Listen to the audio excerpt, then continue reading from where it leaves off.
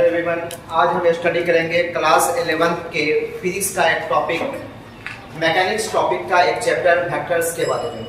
तो आप लोगों को टॉपिक्स देकर लिखना है। मैकेनिक्स टॉपिक्स मेरा है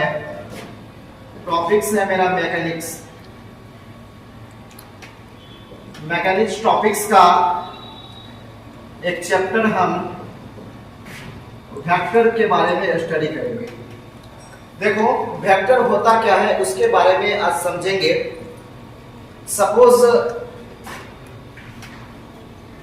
सपोज ये एक मेरा लाइन है, समझना है। सपोज मेरा ये एक लाइन है, ठीक है, ये एक मेरा लाइन है और यहां से हम क्या करते हैं, एक एरो को हम यहां से इस पर पुट कर देते हैं। ठीक, यहां से एरो को हम यहां पे पुट कर देते हैं। तो देखो जैसे ही हम एरो को पुट करेंगे तो ये कहलाएगा मेरा directed line segment. Directed line segment. जब भी हम किसी लाइन पर एरो को ऐड करेंगे तो वो मेरा कहलाएगा डायरेक्टेड लाइन सेगमेंट। ये मेरा होता है, देखो किसी भी एरो का जो ये पॉइंट होता है इसको हम कहते हैं टेल। इसको हम कहेंगे टेल और इसको कहेंगे हेड। ये टेल होगा मेरा और इसको कहेंगे हेड। ठीक, ये मेरा टेल हुआ और ये मेरा हेड हुआ। टेल को हम दूसरे नाम से भी बोल सकते हैं, टेल बोलो या इनिशियल पॉइंट भी कह सकते हैं। और हेड को हम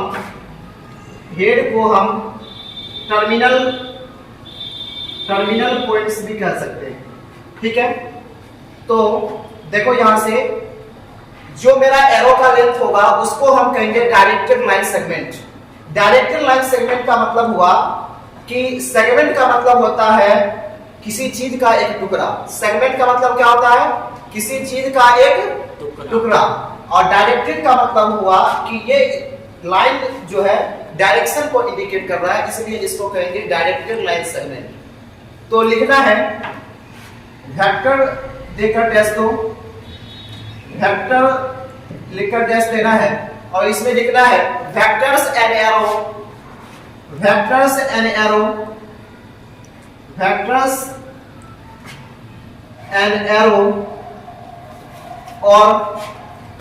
और डायरेक्टेड लाइन सेगमेंट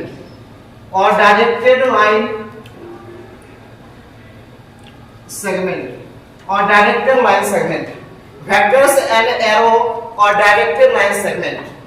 मतलब वेक्टर्स का मतलब होता है एक arrow and directed line segment. इसको नोट करना है और उसके बाद नोट लिखकर डैश देना है। ठीक है, नोट का पहला पॉइंट लिखो।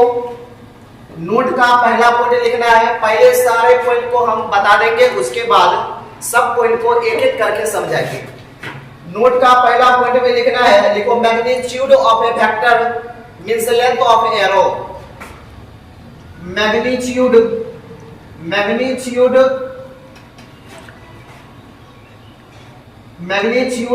Of a vector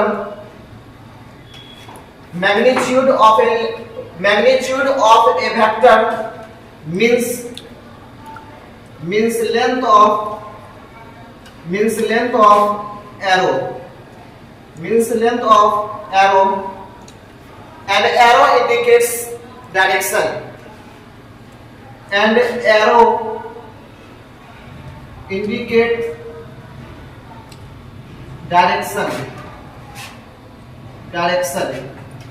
Magnitude of a vector means length of arrow.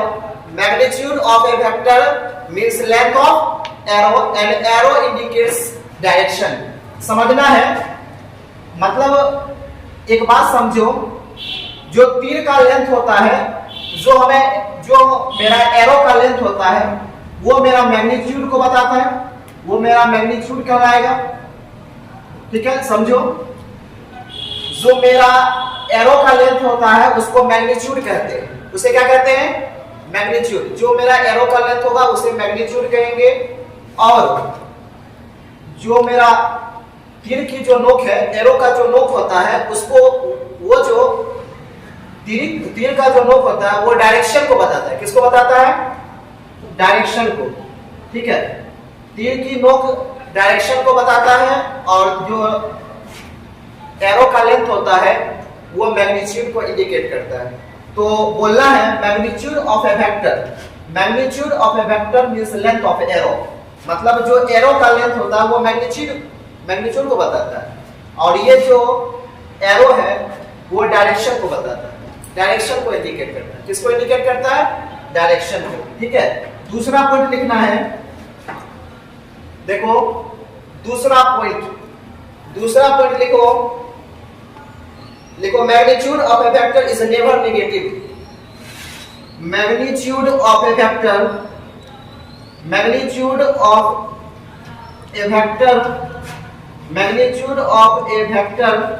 Is never negative.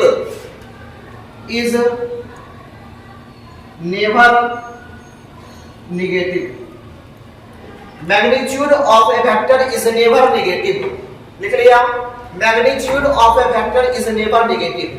मतलब वेक्टर का जो मैग्नीट्यूड होता है वो कभी भी नेगेटिव नहीं होगा। ठीक है, magnitude of a vector is never negative. Magnitude का मतलब जो वेक्टर का जो मैग्नीट्यूड होता है वो कभी भी नेगेटिव नहीं होगा, माइनस में कभी नहीं होगा। जीरो हो सकता है, किसी भी वेक्टर का मैग्नीट्यूड जीरो हो सकता है, लेकिन माइनस में कभी नहीं होगा। तो इसके अगले पॉइंट में लिखना है 3 नंबर पॉइंट लिखना है। देखो, if magnitude of a vector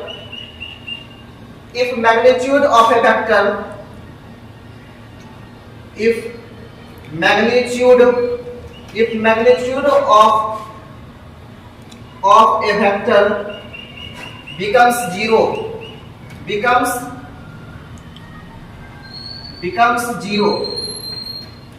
if magnitude of a vector becomes zero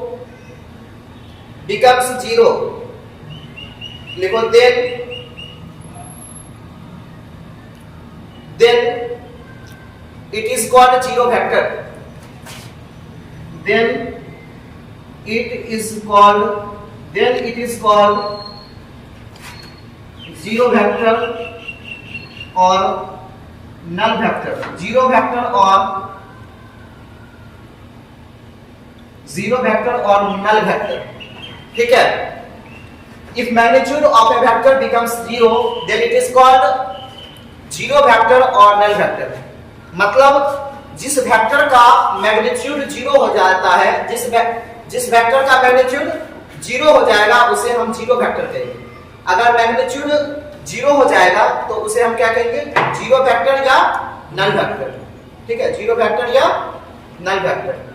और जो है जीरो वेक्टर जो होता है उसके डायरेक्शन को हम डिफाइन नहीं कर सकते हैं। जीरो वेक्टर के डायरेक्शन को हम डिफाइन नहीं कर सकते। देखो डायरेक्शन ऑफ नल वेक्टर इसी में लिखना है। Direction of null vector is undefined। Direction of null vector is undefined।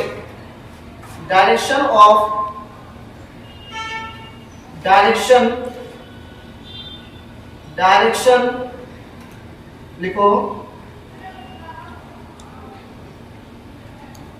Direction of null vector is undefined। Direction of null vector is undefined। लिखो direction of null vector is undefined। लिख लिया? Direction of null vector is undefined मतलब zero vector का हम direction defined नहीं कर सकते हैं। ठीक है, देखो अभी तक हम लोगों ने देखा कि किसी भी वेक्टर का जो लेंथ होता है वह उसके मैग्नीट्यूड को बताता है। किसी भी वेक्टर का जो लेंथ होता है वह उसके मैग्नीट्यूड को बताता है, और उसका जो एरो होता है वो डायरेक्शन को इंडिकेट करता है। ठीक है, किसी भी वेक्टर का जो लेंथ होता है वो उसके मैग्नीट्यूड को इंडिकेट करता है, और जो एरो होता है वो डायरेक्शन को इंडिकेट करता है। और हम लोगों ने देखा कि किसी भी वेक्टर का मैग्नीट्यूड कभी निगेटिव नहीं हो सकता है, इज नेवर निगेटिव।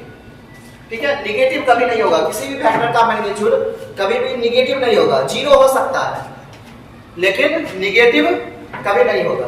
ठीक है, मतलब किसी भी वेक्टर का मैग्नीट्यूड जीरो हो जाएगा, और जिस वेक्टर का मैग्नीट्यूड जीरो हो जाता है उसे हम जीरो वेक्टर या नल वेक्टर कहते हैं। जिस वेक्टर का मैग्नीट्यूड जीरो हो जाता है उस वेक्टर को हम जीरो वेक्टर या नल वेक्टर कहते हैं। और उसी में हम लोगों ने देखा कि नल वेक्टर का जो डायरेक्शन होता है उसको हम डिफाइन नहीं कर सकते, उसको हम डिफाइन नहीं कर सकते। नल वेक्टर के डायरेक्शन को डिफाइन नहीं किया जा सकता है। अब देखो उसके अगले पॉइंट्स के बारे में हम समझते हैं। अब अगला पॉइंट क्या होगा मेरा, देखो कौन से, देखो किसी भी चीज का एक नेम होता है, जैसे देखो उसी प्रकार से वेक्टर का भी अपना अपना नाम होता है। वेक्टर्स का नाम हम तीन तरीके से बोल सकते हैं। कितने तरीके से? तीन तरीके से। जैसे सपोज पहले हम इस तरीके से बता सकते हैं, समझो ये एक एरो है, ठीक है, ये एक एरो है। अब इस वेक्टर का नाम क्या होगा? ये एक वेक्टर है, इस वेक्टर का नाम अगर हम किसी भी एक लेटर लेंगे और लेफ्ट से राइट की ओर उसके हेड पर, उसके ओवर मतलब उसके ऊपर हम एक एरो दे देंगे तो वो उसका नाम कहलाएगा। इस वेक्टर का नाम होगा ए वेक्टर। ठीक है, इसी प्रकार से हम इसको लिख दिए, इसको क्या पढ़ेंगे? B vector. इसी प्रकार से ये पहला तरीका था। अब दूसरा तरीका देखो, दूसरा तरीका क्या है? जैसे ये ए है और ये बी है, ये इसके टेल पर ये ए है और हेड पर क्या है? बी। तो इस वेक्टर का नाम अगर कोई बोलेगा लिखने के लिए तो तुमको लिखना है ए बी वेक्टर। क्या लिखना है? A B vector. सपोज ये नहीं समझना है कि जिधर एरो वेक्टर का डायरेक्शन होगा उसी इसके ऊपर भी उसी प्रकार से देना है। जब भी हम वेक्टर का नाम लिखेंगे तो लेफ्ट से राइट की ओर देंगे। जैसे डायरेक्शन देखो, ये वेक्टर का डायरेक्शन इस साइड है, समझो ये सी है, इसमें वेक्टर का साइन किस प्रकार से देंगे? इस तरीके से देंगे, लेफ्ट टू कहां? Left to right. तो ये सी वेक्टर कहलाए। अब कोई कोई स्टैंडर्ड जो बुक रहता है उसमें समझो इस तरीके से ये वेक्टर है, इस वेक्टर का नाम सी लिखना है। किसी किसी बुक में क्या करता है, इसको डबल लाइन कर देता है। क्या कर देता है? Double line. जब इसको डार्क कर देगा, बोल्ड कर देगा इसको, तो वेक्टर लिखना कोई जरूरी नहीं है। वेक्टर नहीं भी लिखेगा तो लोग मतलब तुमको समझना है कि ये सी वेक्टर है। क्या है? C vector. तीन तरीका है, देखो ये दो, ये पहला हुआ, ये दूसरा हुआ और ये क्या हुआ? तो नोट में 4 नंबर में लिखना है, पहले समझो। तो बोल सकते हैं कि symbolically a vector is denoted by, symbolically a vector is denoted by single और डबल लेटर। मतलब सिंगल लेटर से भी दिखा सकते हैं और डबल लेटर से भी दिखा सकते हैं by putting over it। But उसके ऊपर एक एरो देना है। उसके ऊपर क्या देना है? एक एरो। तो 4 नंबर लिखो, तो लिखो सिंबॉलिकली a vector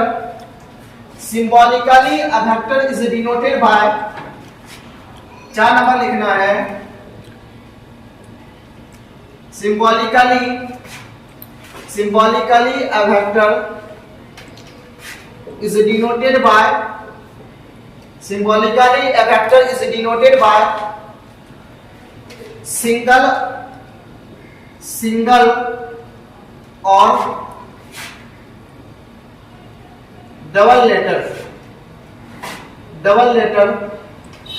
by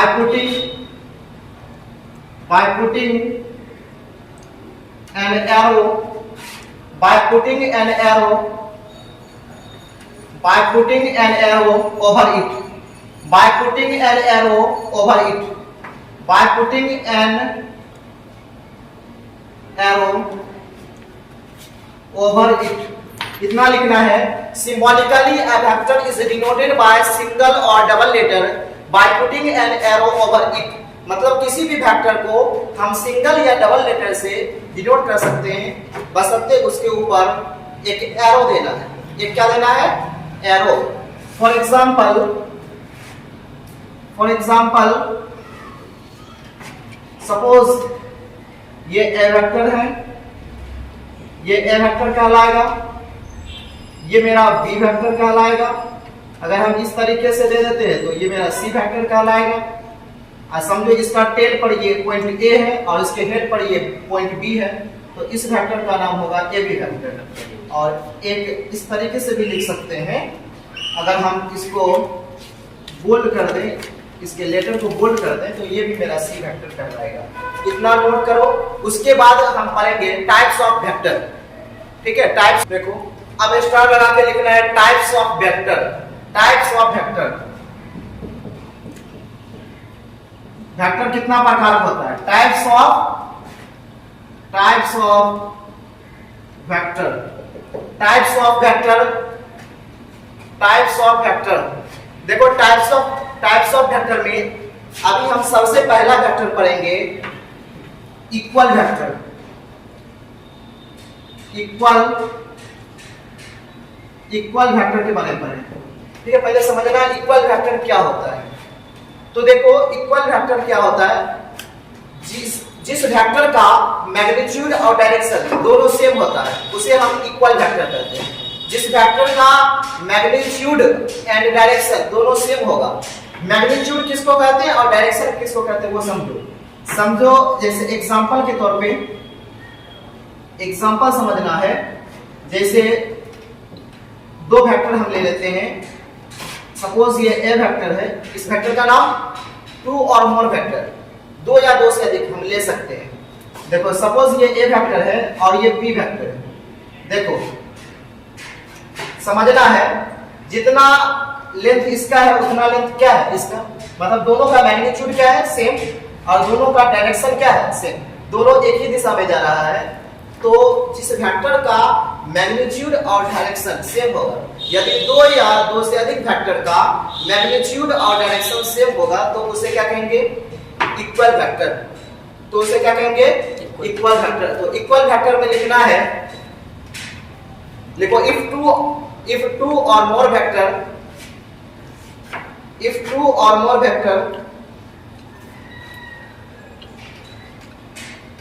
लिखो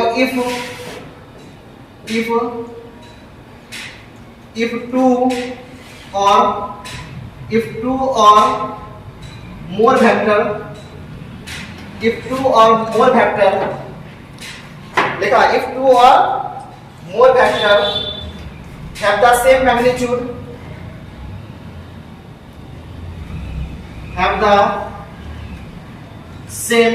if two or more vector have the same magnitude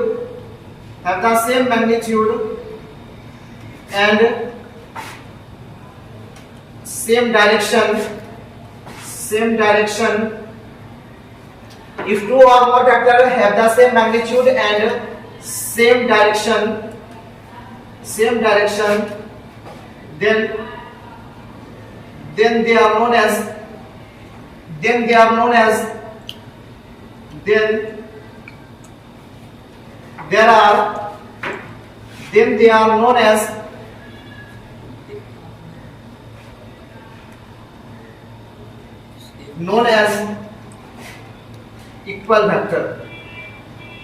equal vector. ठीक है, इक्वल वेक्टर किसे कहेंगे? जिस वेक्टर का मैग्नीट्यूड एंड डायरेक्शन, यदि दो या दो से अधिक वेक्टर का मैग्नीट्यूड और डायरेक्शन सेम होता है तो उसे क्या कहेंगे?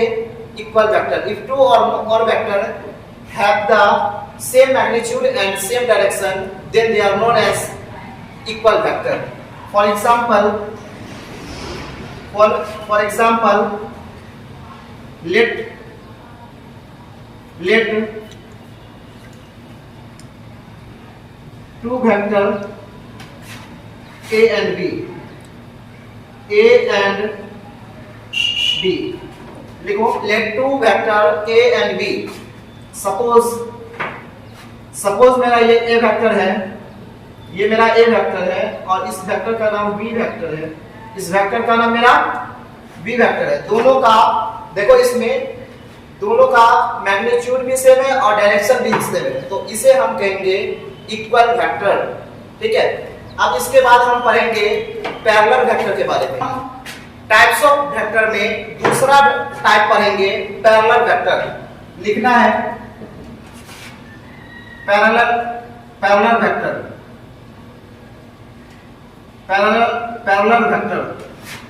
पैरेलल वेक्टर लिखो। पैरेलल वेक्टर किसे कहेंगे? देखो पहले समझना है पैरेलल वेक्टर किसे कहेंगे, पैरेलल वेक्टर किसे कहते हैं। देखो जिस वेक्टर का मैग्नीट्यूड अलग रहता है और डायरेक्शन सेम होता है उसे हम पैरेलल वेक्टर कहते हैं। मतलब जिस वेक्टर का डायरेक्शन सेम होगा और मैग्नीट्यूड क्या होगा, डिफरेंट, उसे हम क्या कहेंगे? उसे कहेंगे पैरेलल वेक्टर। डायरेक्शन सेम होना चाहिए और मैग्नीट्यूड डिफरेंट रहेगा तो उसे हम कहेंगे पैरेलल वेक्टर। देखो if two or more vector, if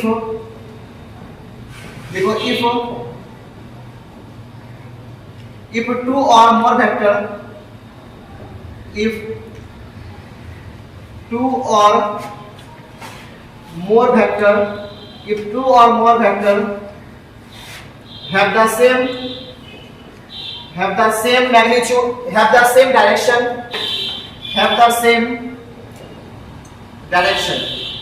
और जैसे ही डायरेक्शन शेप हुआ तो मैग्नीट्यूड नहीं भी लिखेंगे तो कोई दिक्कत नहीं है।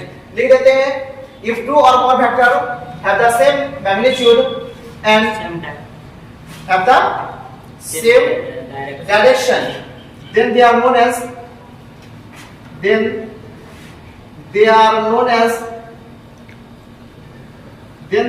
As parallel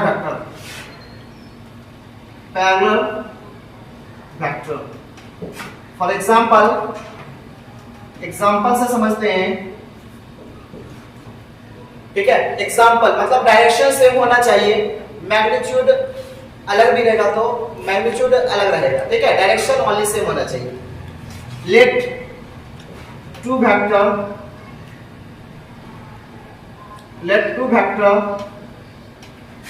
A and B, let two vector A and B। देखो समझना है पैरेलल वेक्टर किसे कहेंगे। सपोज ये A वेक्टर है, ये कौन वेक्टर है? A vector. डायरेक्शन सेम होगा और देखो मैग्नीट्यूड डिफरेंट होगा। ये V वेक्टर है, कौन वेक्टर है? V vector. देखो इसका एरो का लेंथ और इसका एरो का लेंथ दोनों अलग अलग है। डायरेक्ट मतलब लेंथ क्या है? अलग अलग, और डायरेक्शन क्या है? सेम, तो इसे क्या कहेंगे? Parallel vector. देखो अब हम पढ़ेंगे तीसरा टाइप्स पढ़ेंगे यूनिट वेक्टर। यूनिट वेक्टर किसको कहते हैं? देखो जिस वेक्टर का मैग्नीट्यूड 0 हो जाता है, जिस वेक्टर का मैग्नीट्यूड 1 होता है, जिस वेक्टर का लेंथ 1 हो, लेंथ कितना हो? 1 नहीं, लेंथ 1 हो, जिस वेक्टर का मैग्नीट्यूड 1 होगा, 1 होगा, उसे हम यूनिट वेक्टर कहेंगे। तो तीसरा टाइप लिखना है यूनिट वेक्टर। ये सबसे इंपॉर्टेंट टाइप्स है, बहुत इंपॉर्टेंट टाइप्स है ये यूनिट वेक्टर। यू जाता है यूनिट वेक्टर। देखो if magnitude of a vector,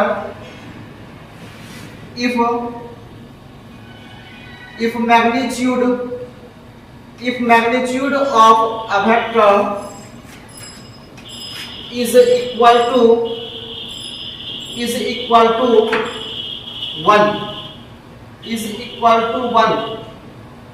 to 1 लिख लो। If magnitude of a vector is equal to 1, then they are known as they are known as unit vector, ठीक है। और unit vector को denote किससे कहते हैं? देखो इट इज डिनोटेड बाय, देखो it is denoted by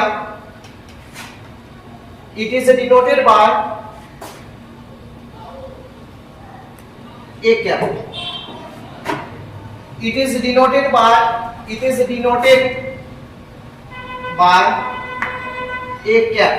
unit vector के ऊपर कैप लगता है, इसको क्या पढ़ेंगे? कैप, ठीक है। इस तरीके से लिख देते हैं तो इसको कैप पढ़ेंगे। It is denoted by a cap, that is, समझना है, that is a cap is equal to, that is हम बोल सकते हैं मैग्नीट्यूड ऑफ ए वेक्टर। इसको पढ़ेंगे मैग्नीट्यूड पढ़ेंगे। इसको क्या पढ़ेंगे? Magnitude of a vector is equal to 1। मतलब जिस वेक्टर का मैग्नीट्यूड 1 होगा उसे हम क्या कहेंगे? उसे कहेंगे यूनिट वेक्टर। और हम इसको ऐसे भी लिख सकते हैं a cap is equal to vector a by magnitude of a vector a. Vector a cap is equal to vector a by magnitude of vector a. A cap is equal to vector A by magnitude of vector A, ठीक है। तो इसमें देखना है। और unit vector में देखो, unit vector में 3 एक्सिस के बारे में भी बात करेंगे। 3 एक्सिस, देखो 3 एक्सिस के बारे में बात करते हैं। देखो ये एक्स एक्सिस मेरा होता है, ये मेरा क्या होता है? X axis. और ये मेरा होता है वाई एक्सिस, और ये मेरा होता है जेड एक्सिस। एक्स एक्सिस पर हम आई कैप लेते हैं, एक्स एक्सिस पर क्या लेते हैं? आई कैप। और वाई एक्सिस पर हम लेते हैं जे कैप, और जेड एक्सिस पर मेरा होता है के कैप। जेड एक्सिस पर क्या होता है? के कैप। कोई दिक्कत नहीं। एक्स एक्सिस पर आई कैप, वाई एक्सिस पर जे कैप, और जेड एक्सिस पर क्या लेते हैं? के कैप। तो आज के लिए इतना ही, फिर मिलेंगे अगले वीडियो लेक्चर में।